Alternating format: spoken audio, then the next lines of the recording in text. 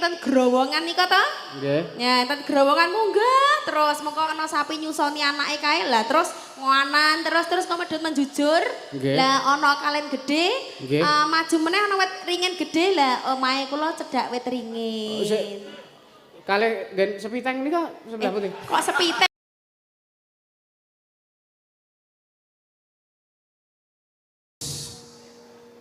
Gareng. Oh iya, Gareng menyane Mas Gareng daleme kene nduk. Iya, Mas Gareng susukan. Iki aku perdana ketemu karo beliau. Iya, ya diaturi jumeneng Mak ya. Nyai Mbak Elisa ya wis rawuh. Heeh. Diaturi jumeneng piyai loro. Sewate apa? Diwalik pelok Mas Bazu. Mawar kuning Mak ya. Mergo iki mau saka sobat ngebyar wis transfer aku. Mas Yusuf disukani mawar kuning nggih. Aku nggih Pak Sendika. Nggih nyepoti penjanuan Mbak Elisa. Oh iya Mak. Enggak dibukani saron Mas. Penyaron saka Bali. Iya. Enggak.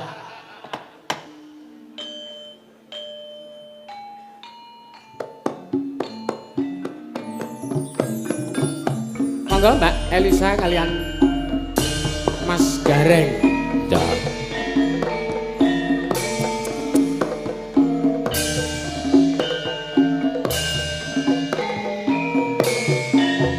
Siap.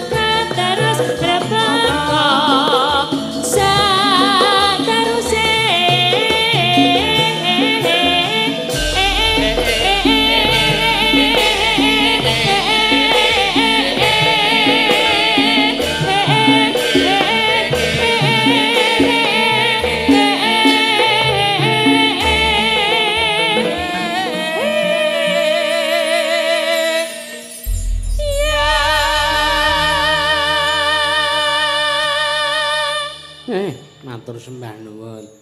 Sugeng dalu, Mbak.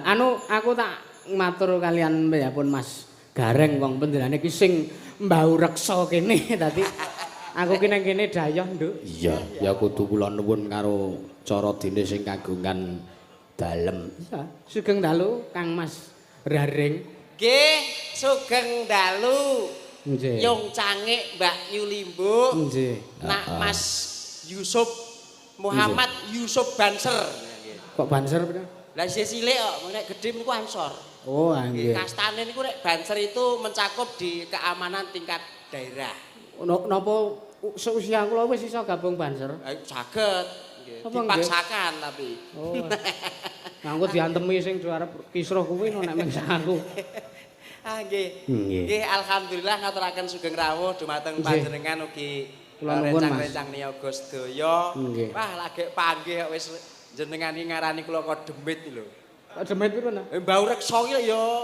Ora kok nyak madak karo demit nuwun sewu lho, Mas. Nggih. Panjenengan menika ngibarate sing kagungan kersa. Nggih. Ingkang apa jenenge sing kagungan dalem, tuan Ngaten. rumah ibarate. Kula mriki-mriki minangka daya. Ngaten. Panjenengan mewakili warga ing susukan mriki, ngono lho maksudku ki ngaten menika. Nggih minangkani dawuh saking warga Tawang ing mriki. Nggih. Panci paribasan kula menika naming timpun wungkuk jaga wimbuh. Wah, mboten. Nggih, kang bintang tamu kula nggih Mbak Elisa menika samangke. Nggih. Bakenipun kula pun sowanaken kalian warga Tawang dumateng panjenengan sekalian sak rencang. Matur nuwun. Menika kinen istilahipun among tamu. Nggih. Ngaten nderekaken anggenipun panjenengan badhe lumadi samangke. Oh, ngaten. Wah, Iya. kok ya among tamu jenengan ya melu ngregengke. Nggih sak saged-sagedipun sak mangke. Nggih. Ngaten. Sugeng dalu Bapak Ibu. Sugeng dalu. Lak mboten ngantuk to? Alhamdulillah. Nggih nika ketinggal guyub mrikunipun warga Tawang, Wah. Mas Yusuf. Terbukti, Mas. Nggih. Ayo Mbak Elisa. Sugeng dalu Mbak Elisa. Lah kula niku menunggu dawuh dulu kok andang ayo Mbak Elisa. Aku didawuh sama Mas Dalang lagi muni no. Lah yo wong bintang tamu kok gerak ngadeg tok kaya patung iki lak yo ora becik. Oh ngana ya. Nggih, monggo. Jenengan penak mriki. Kula ngajeng. Nggih, Kula majeng. Ngajeng. Jenengan wingking. Gentenan aja bareng. Jadi aku majeng, kowe mingking. Apa? Aku majeng, kamu mingking gitu loh. Nggih, nggih. Mingking iki. Majeng kan ke ngajeng itu majeng. Kalau ke wingking yang mingking gitu. Nggih nyuwun sewu Bapak Ibu warga Tawang, mangke kersane langkung wanuh panci Mbak Elisa menika mboten piyayi Jawa. Nggih. Ning tresnanipun dhateng kabudayan Jawi luar biasa Nggih. sanget. Heeh. Ngaten nggih. Jeng, ngapunten. Nggih, Mas Yusuf. Nggih. Sehat nggih? Wilujeng. Pangestunipun wilujeng, Mbak. Jeng, sehat selalu, sukses selalu Mas Yusuf. Amin. Berbagai macam titik, berbagai daerah jenengan kuasai dan lakukan gelar wayang. Kok kaya gendro. Ngerembaka. Loh, itu penting. Maksudnya kuasa itu pakai gagrak Jogja ning jenengan corone Nggih. brand ambasadore ngono lho. Nggih. Nalurekke almarhum Kisena kok ya. Penjane almarhum Kisena ki tekan ngendi-endi keprake ting ting ting ting. Ting ting ting. Lah Jasane dikumandangke. Pak Sena. Tekan pojok wetan, pojok elor, pojok kidul. Nggih. Elor ora elor. Elor. Ya. Elor iku lanjutane dadi pitik kelor. Beda ya. Elor. Lan kula derek kula nuwun nggih, derek gulang tepung gela diwano. Tepung terigu. Katur. Gulang tepung. Nggih. Nek tepung itu adalah merupakan serbuk dari beras, pati dan lain-lain. Tepung, Mbak. Nggih, gulang Tepung terigu. tepung. Heeh. Katur sederek-sederek wonten susukan menika Tawang. Tawang. Tawang. Dumawaing. Desanya Tawang, kecamatannya Tawang. Susukan. Cek. Ikut Kabupaten Semarang, Mbak Elisa. Aku rumangsaku ki Boyolali ya ini tuh. Lah ya karena memang Susukan itu salah satu daerah Perbatasannya. perbatasan Oh, dari iya. Kabupaten Semarang dan Boyolali. Ternyata masuk Kabupaten Semarang. Nggih, hormat kula Pak Ngesti. Mungkin kalau masih lihat dari Mersani dari apa live streaming matur suwun menika dipun sengkuyung warganipun warga Tawang untuk menggelar kabudayan Jawi nguri-uri mugi dados berkah sedaya pangajeng-ajeng panjenengan saged kasembadan pinaringan sehat pinaringan panjang yuswa rejeki ingkang lumintu sing do meteng dang meteng Apa? sing dorong meteng dang meteng Meteng ki apa, Mbak? Meteng iki lho bahasane meteng. Meteng. Oh, meteng. ya Huruf Jawa ki ngati-ati to Mbak jenengan ki Meteng. niki warga Garbini. warga Tawang ki piyayi-piyayi akeh sing pono ing tata basa kabudayan Jawa. Oh, iya. Antarane E karo E ki beda. benteng Nah contone enek to metenteng karo metenteng. Nggih. Beda. bedanya apa meng teng teng samang meng teng teng Metenteng ki awake kenceng, nek metenteng ki capeng ngene iki. oh gitu Nek mekengkeng karo mekengkeng. Ya beda. Kuwi beda, Apa? Mas. Benten. Oke. Kita yang sange. Menggengkeng apa? Metenteng ki tegese kuat semangatnya. Loh, Oke. bergairah ki metenteng. Mas Yusuf medendeng kan? Malam ini medendeng apa enggak? Kuat. Kuat gairahnya itu medendeng. Aku wis nguntal pil loro. Kaya medendeng kan malam ini? Ayo metenteng terus ya mekengkeng barang mau panjoget. Mekengkeng. Mekengkeng ki mekangkang ngene iki lho.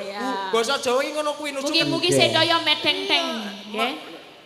Wah, ayo nek- Medendeng itu kuat gairahnya, Kuat maksudnya gairahnya. semangat nontonnya, boleh nyambut gawe. tirakatnya. Betul. Nah, Ah. basa Jawa ki unike neh, Mbak. Kadang ketambahan sak huruf iso beda makna. Beda arti. Beda Nggih. arti. Kok gitu? Iya, contohnya watu karo watuk.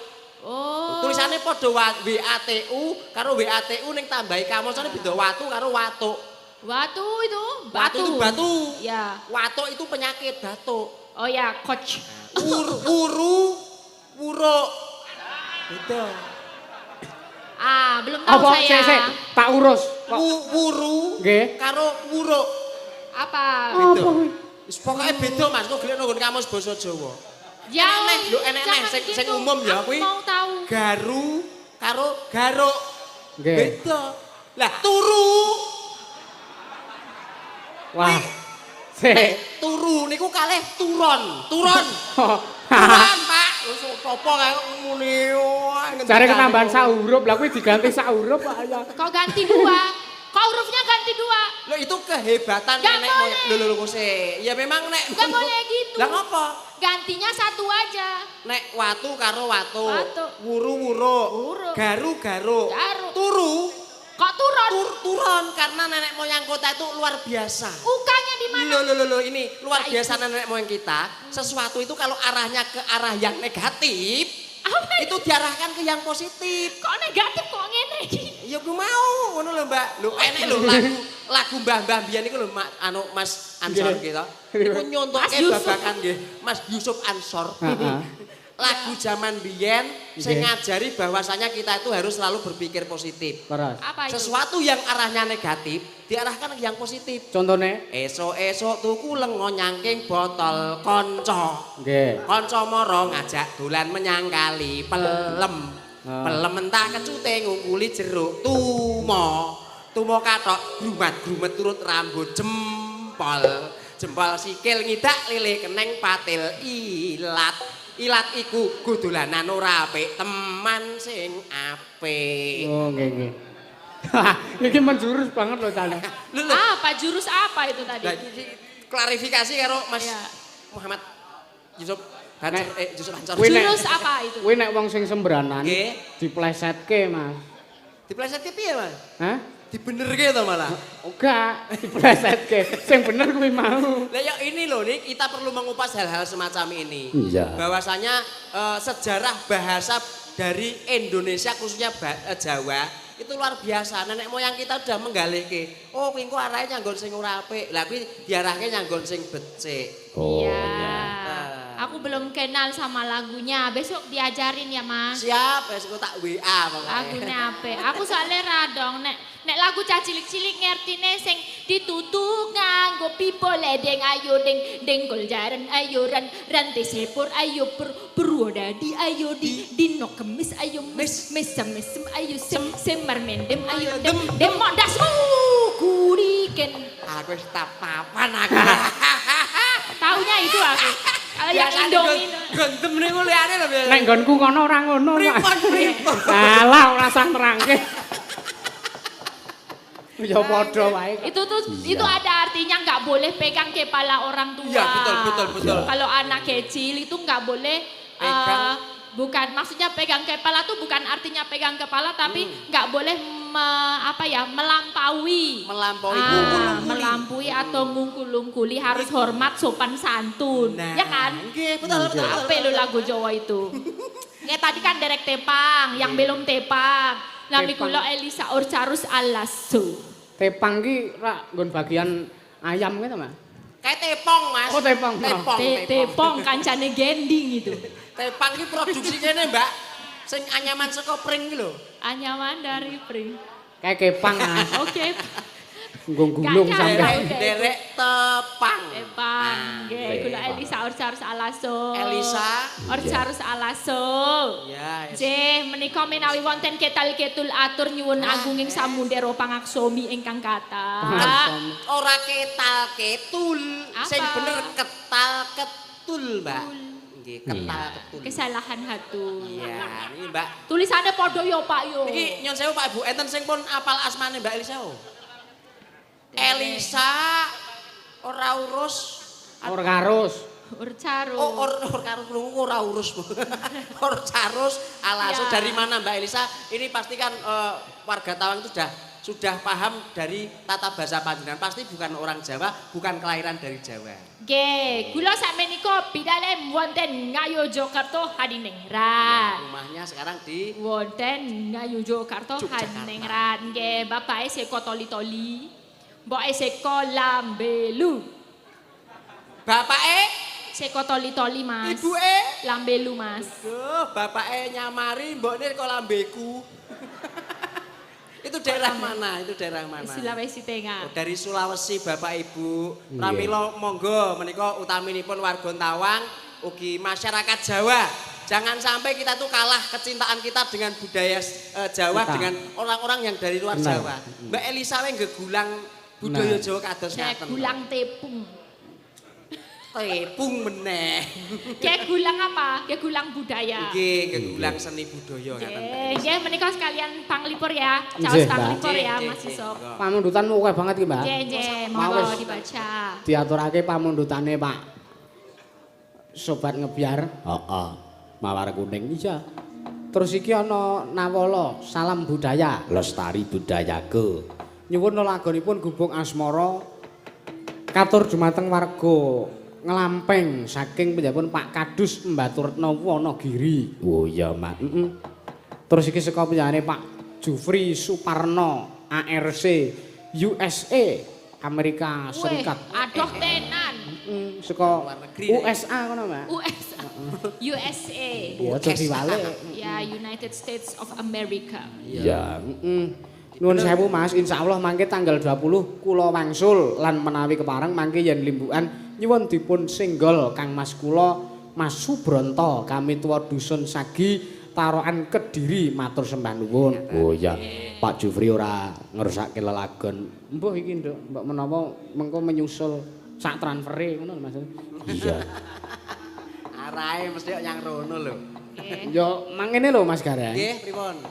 Wong arep dana driyah menapa kemawon menika kedah ikhlas lahir lan batin. Terus Nek peparing ya kudu sing ikhlas. nggih. Ora wae ikhlas sing penting peparing ngono. Kita buwe sing keri iki lho. Padha Nek wae. peparing kudu Sing ikhlas. Kudu ikhlas. Terus Ora wae ikhlas sing penting sing peparing. penting peparing. Ya, iya apik iki matuk iki. Nggih. Ah, nggih. Nawala meneh. Sugeng dalu Mas Da, sugeng dalu. Mugi tansah pinaringan gangsar. Nyuwun tembangipun Podang Kuning saking Pak Jack Haryanto UGM. Oh ya, senior kita. Pak Jack Haryanto. Ugi salam kagem penjapun Mbak Elisa karo Salas. Oh nggih. Nggih, Pak Jack. Salam saking Pak Jack. Iya. Ki ana nawala nduk. Diwaca. Wah, amplopan iki. Amplopan. Lempitane dibuka dulu. Nggih. Kagem Mas Dalang nyuwun lagonipun Lumbung Desa kalian ninggal katresnan. Oh iya, kula tujuaken dumateng sedaya perangkat Desa Tawang. Umumipun dumateng warga masyarakat Desa Tawang. Mugi tansah pinaringan kesehatan ugi rejeki ingkang kathah barokah. Nyuwun Mbak Elisa ingkang ngaturaken tembang menika matur nuwun. Saking kula Mbah Murah Priok Jakarta. Wah, adoh. Tenanan po Mbak Elisa sik ngaturake ngono. Oh, ada nama Tenan lain. ra. Oh iya bener. Bener. Katro gawe-gawe lah Mas Yusuf. Mbak menawa panjenengan ngiklaske iki duwite tak? Ora apa-apa, ikhlas aku le, wes toh. Nah untuk anak muda, apalagi yang generasi lebih di bawah saya, Maksudnya- mau nguri-uri kabudayaan, wes PN. Itu dipakai besok nggo tuku apa ngono kuwi, tuding popo gitu ya. Nek njaluk dit ora nguri-uri kabudayaan. Apa? Nguri-uri dompet kuwi. Iya. Saking Apalagi Pak ada lagi. saking Pak Sarjito Klegom Boyolali nyuwun lagunipun Ngimpi. Oh iya. Nyun sewu kula klarifikasi bukan klego. Lah. Klego. Oh, klego. Ketularan Mbak Elisa jenengan iki. Ada beda pepet sama taling itu beda. Ah iya. Popet. Ya. Pepet.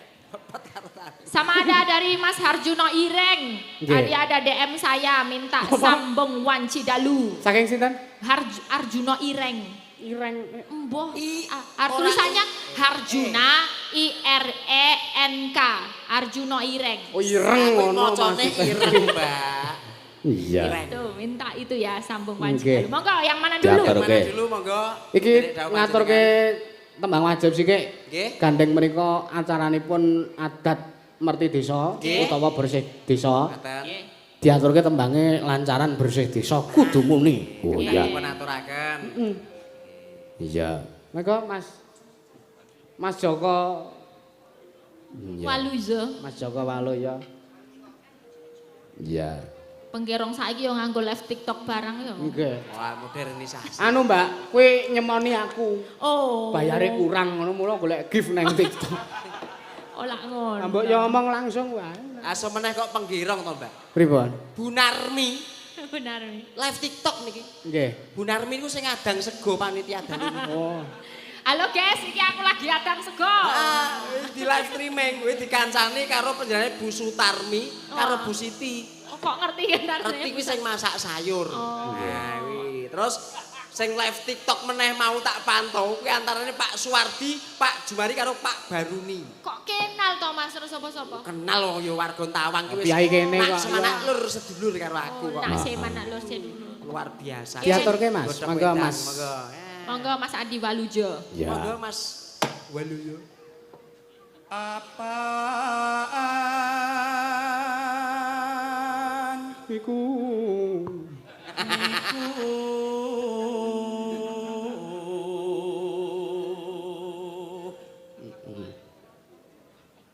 dadi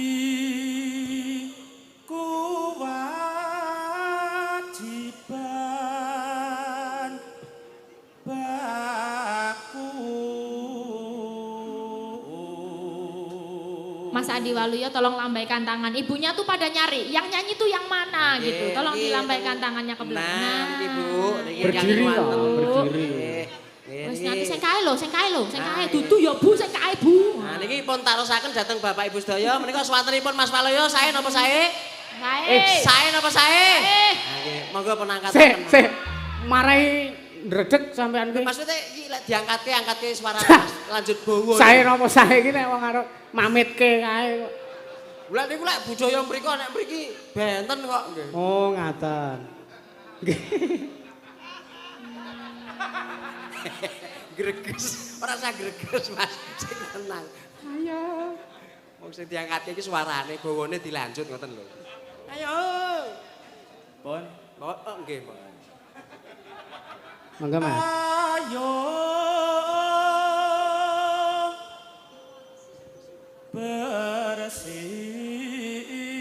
bersih desa.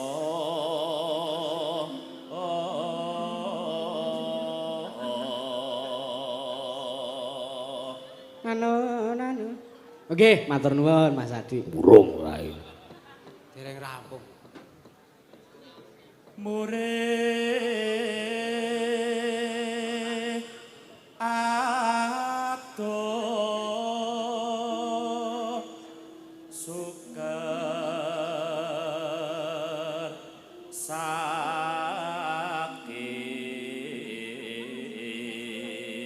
sakit Mas.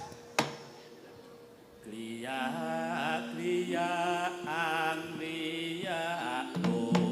mandang daryo.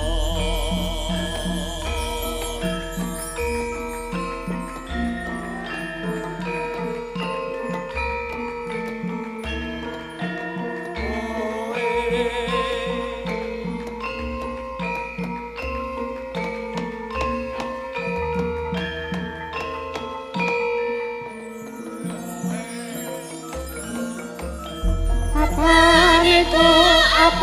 niku dadi kewajiban baku.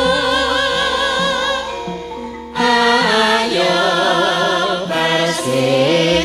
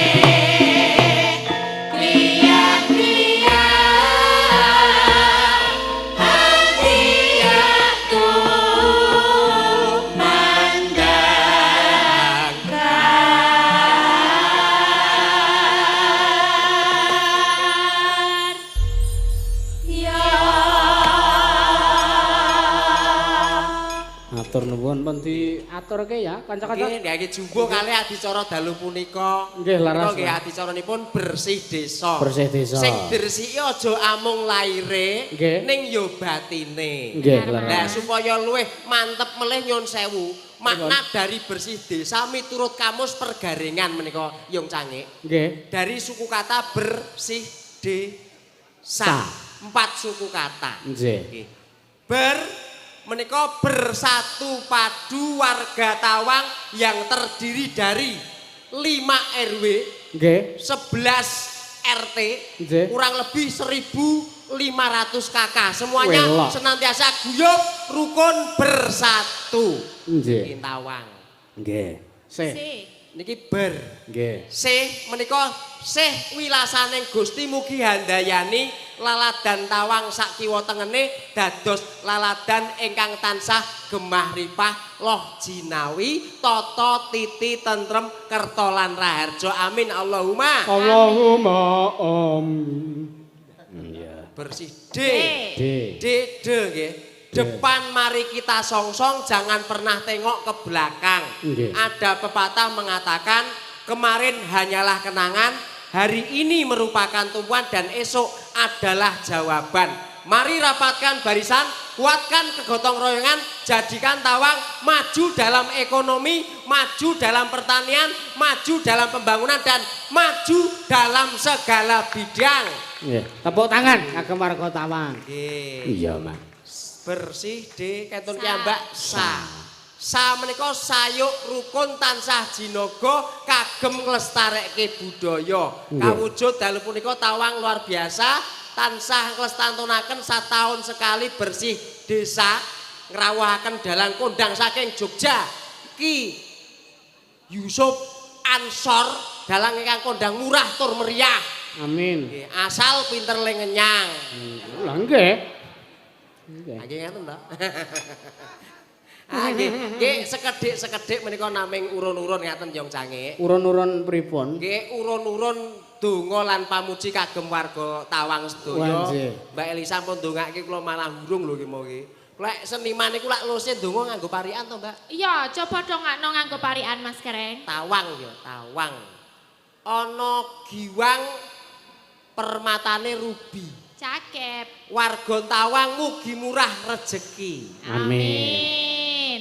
Ana gelang cemantel bayem. Cakep. Warga Tawang pinaringan ayem tentrem. Amin. Ana sodot dibabat nggo arit. Cakep. Pak Jat nika nyuwun dhuwit. Kok jujukane.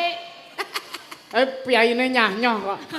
Tenang Ya, wae. Lomo Nepal kok ya. pol saya. Jul rawel. Ngeten iki. Kalajengaken suka parisuka yang Nggih. cangkih nggih. Mengkari Monosuka. Iya. Nggih saking penggemar wayang kulit. Iya. Nyuwun lagune ayang-ayang. Oh iya, Pak. Mau Pak Jek Ariyanto rak ya transfer 250.000. Iya, alhamdulillah. Neng rekeninge nengku. Oh iya. Oh, saiki udah punya rekening sendiri. Iya. Weh. Rekening listrik. Ya lumayan le nggo sesasi. Iya. Nggih. Diaturke sing mau, Mbak. Apa? Menika Ayang-ayang yo nanti nek saking ayang-ayang. Mbah Murah Priok Jakarta. Nggih. Yang apa itu? Ninggal katresnan ki. Ninggal Ninggal katresnan. katresnan. Sing disuwun panjenengan. Oke. Ya nganti waranggana, Mak. Iya. Siapa? Sing Monggo. cerak dalang iki. Cerak eblek kuwi. Udah pada kenal belum ini? Nah, iki kanca-kanca urung tepang. Lah iki ditepangke no Mas Gareng. Wah, nggih kersane tepangan ki ambak. Benten. Di Kados adat sepati saben. jumeneng. Ya. Jeruk karet anune. Monggo, Mbak.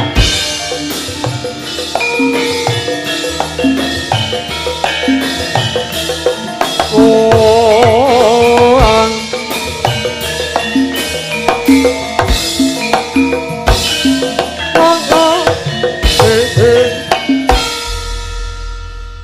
Wes, Wes Mas, wes. Wis rampung to, Mas. Mempengen kok ya. Biyen nek tong teng teng tong teng. Sugeng dalu. Yang dalu, Mbak. Nggih. Nggih apa? Nggih Sugeng Dalu. Wah nggih. Nggih Sugeng Dalu selamat malam.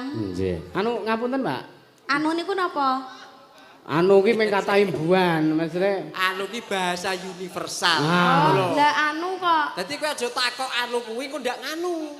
Ngono lho, kowe nek nganti nganu Nggih. lho kan iso nganu. Anune pripun? napa jenengan iki nuwun sewu panjenengan keturunan Amerika. Nggih mboten. Lah kok nuwun sewu sanggule kok pirang. Wah. Lah niki rambutnya nggih pirang kok, pirang-pirang. Oh, blonde. Oh iya. Kok blonde ta?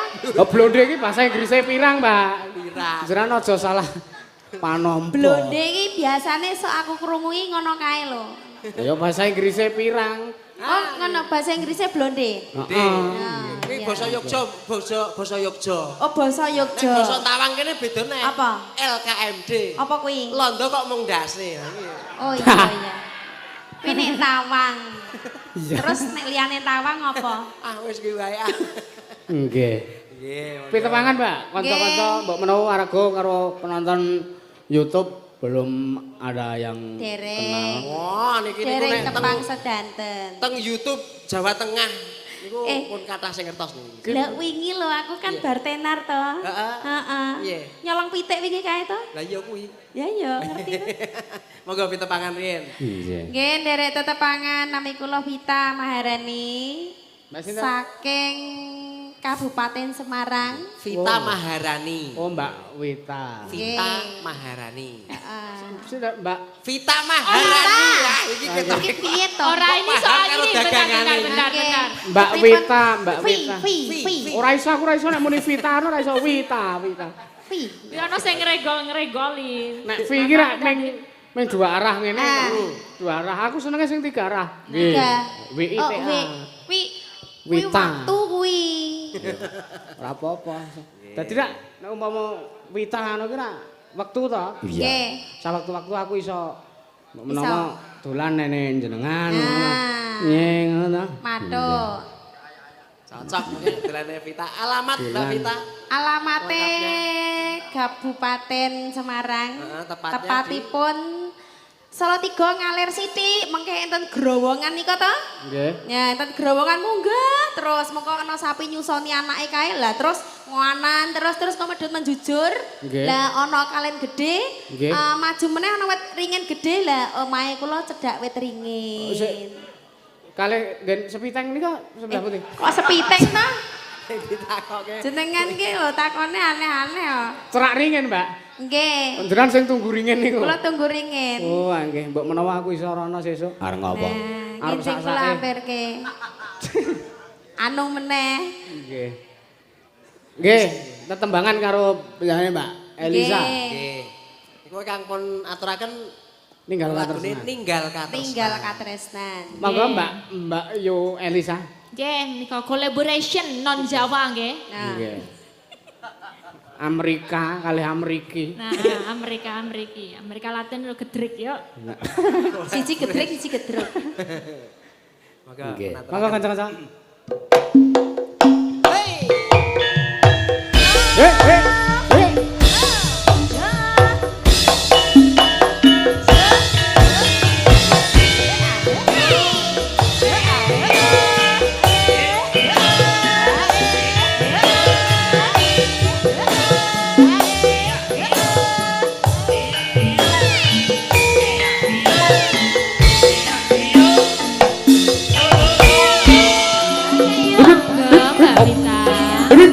Mbak Vita.